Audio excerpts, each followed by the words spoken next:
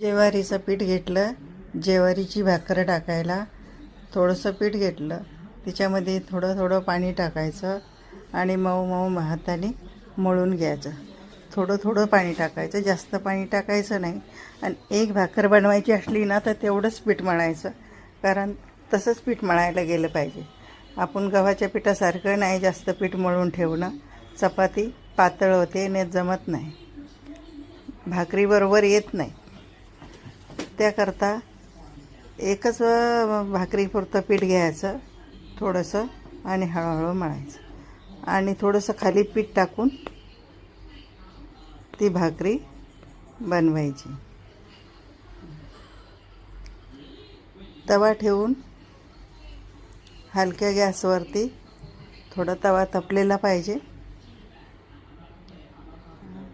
आणि वरून थोडं हलकं पाणी लावायचं, म्हणजे कोरडत नाही आणि खालीहून शेकते. परत पलटी करायची. बघा, हां झालेली आहे. आता पलटी करायची.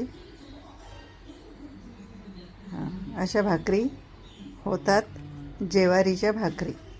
खूप छान, खायला हेल्दी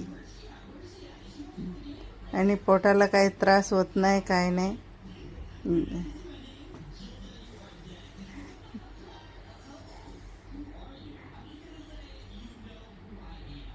याला पालेभाज्या पण लागतात, चटणी पण बनवून चटणीबरोबर पण खाऊ शकता.